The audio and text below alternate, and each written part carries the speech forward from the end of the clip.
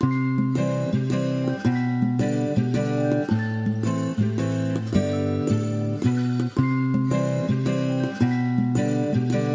good morning! Ito pa yung umaga na nakapagpa-araw kami nung nakaraan. Ang dami ko palang nai-record na video. Eto at may butterfly na nakita agad si Bien paikot-ikot sa puno.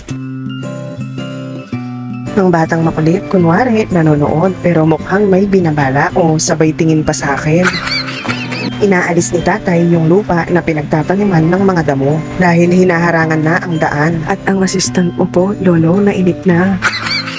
Wala nga palang tsinelas si Bien dyan dahil inalis niya. Nahihirapan siyang maglakad dahil nakaliitan na yung mga kasalukuyan niyang ginagamit. Pero nai-order ko na ang batang makulit sa Orange app at baka bukas lang andito na. Hey! Go! Natakot na nga yata yung butterfly kay Bientut. Char. Anyway, talaga namang pinagbigyan kami ni Mr. Sun para makapagpaaraw at tama lang ang init at hindi pa naman mahapdi sa balat. Itong batang makulit, inaya na talaga sa takbuhan si Ate Tam.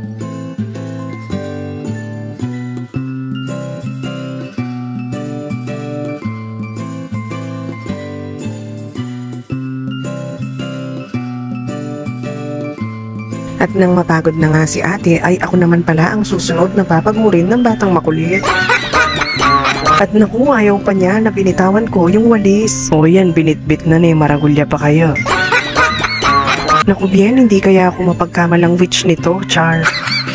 Pero in fairness, pinawisan talaga ako at gumaan ang pakiramdam ko. Talaga nga yatang kailangan na mag-exercise every morning kahit jogging lang. Hinihingal na talaga ako ng sobra dyan. Pero itong batang makulit, walang tinag, walang kapaguran. At mabuti na nga rin ay dumating na si Papa. Galing siya ng pagsamba. Yayabang tuloy ang batang makulit. Ayan at hinila na si Papa at itinuturo yung butterfly. Bumalik na naman kasi yung butterfly. Ang akala ko kasi kanina ay natakot na kay Bien.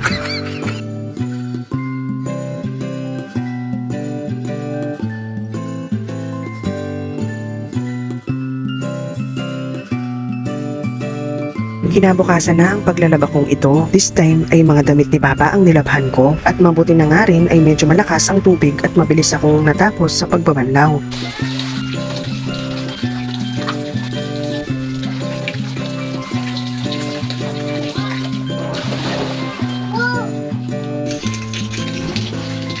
At sa wakas, ifa-fabric conditioner ko na lang and then for the go na sa pagsasampay.